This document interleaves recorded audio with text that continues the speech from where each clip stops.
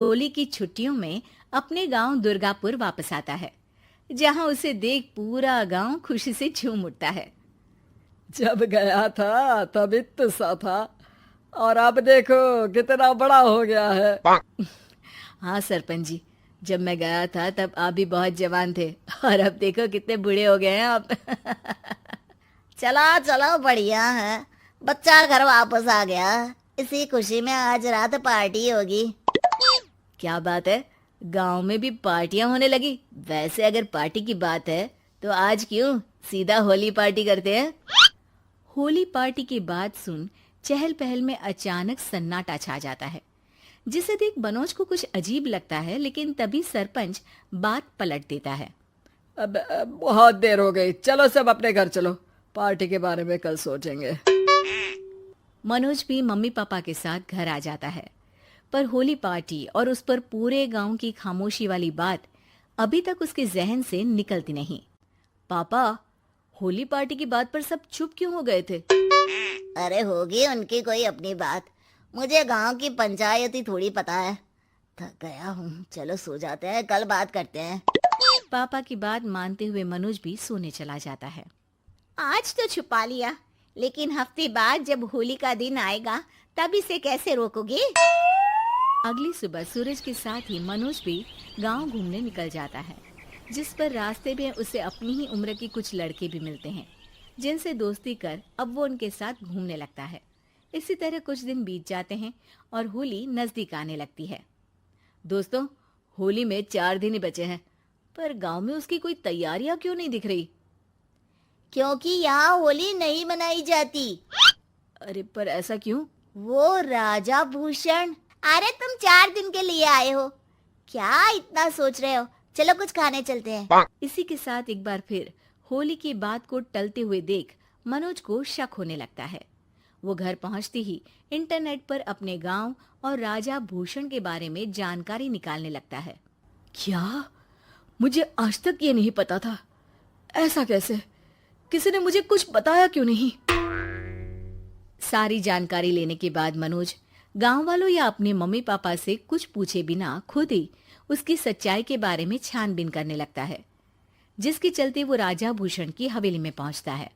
वाह, क्या हवेली है यार। पर क्या यहाँ सच में कोई भूत है? हेलो भूत जी, कोई है क्या? हम इस साल गांव में होली सेलिब्रेट कर रहे हैं, क्या आप उस पर थोड़ा इंटरव्यू देंगे? मनोज के ऐसा बोलते ही गांव में तूफान उठ जाता है और हवेली में रखी सारी चीजें हिलने लगती है। एक अदृश्य शक्ति मनोज को धक्का देकर हवेली से बाहर निकाल दरवाजा बंद कर लेती है। ये सब देख मनोज हैरान रह जाता है। क्या अभी मुझे हवा ने धक्का देकर बाहर निकाल दिया? मेरे होते हुए इस गांव में कभी होली नहीं बन सकती, इसलिए दोबारा ऐसी कोशिश भी मत करना, अंजाम बुरा होगा। आवाज सुन मनोज हैरानी से इधर उधर देखने लगता है, पर उसे कोई दिखाई नहीं देता। वो गांव वापस आ जाता है, जहां तूफान की वजह से सब कुछ तहस महस हो चुका होता है। आखिर ये तूफान आया कैसे? ना ऐसा कोई मौसम था और ना ही हमने होली का त्योहार मनाने की बात की थी। सरपंच की बात पर कोई रिएक्शन दिए बिना मनोज चुपचाप अपने घर चला जाता है। इस तरह देखते ही देखते होली का दिन भी आ जाता है और मनोज रंग लेकर गांव में निकल जाता है, लेकिन गांव पूरी तरह खाली होता है। अरे त्योहार का दिन है, धूमधाम की जगह मातम क्यों मनाया हुआ है? मनोज की आवाज सुन सब अपने घर की खिड़कियां खोल के घर के अंदर से ही उसे वापस जाने के लिए कहने लगते हैं, पर वो किसी की नहीं सुनता। तुझे पहले भी समझाया था, अगर होली खेलने की कोशिश भी की तो अच्छा नहीं होगा। अरे बात मान लो बेटा, तुम्हें सच नहीं पता। मुझे सब पता है। सालों पहले इस राजा ने एक अंधविश्वास फैलाया और आप लोग आज तक उसे मानते आ रहे हो। अरे बेटा, जब तुम पैदा भी नहीं हुए थे उससे भी बहुत पहले से इस गांव पर होली का श्राप है। अगर गांव में होली का त्योहार मनाया जाता है तो प्रलय आना पक्की बात होती है। राजा भूषण इस सब में नहीं मानते थे और त्योहार मनाने लगे, जिसके चलते होली वाले ही दिन पहले उनके बेटे की और फिर उनकी मृत्यु हो गई। तभी से गांव की रक्षा के लिए उनकी आत्मा उस हवेली में रह रही है। सबकी बातें सुन मनोज उलझन में पड़ जाता है।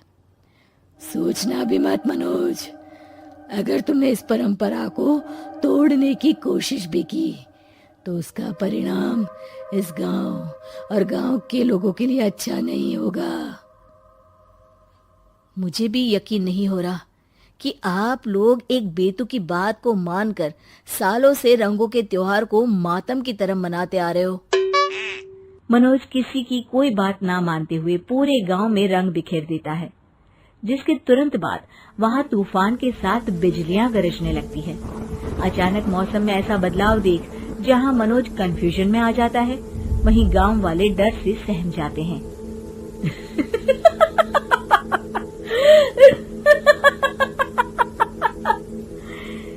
इस लड़के ने हमारे जैसे सिर्फ अपने स्वार्थ के लिए नहीं बल्कि पूरे गांव की खुशियों के लिए यहाँ होली मनाई है, जिस वजह से अब इस गांव पर होली का श्राप टूटता है।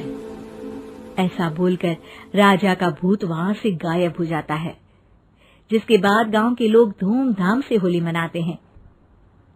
खुशियों के रंग गांव में बिखरे ही होते हैं कि अगली सुबह अचानक मनोज कहीं गायब हो जाता है और एक बार फिर गांव में होली का नया राज शुरू हो जाता है।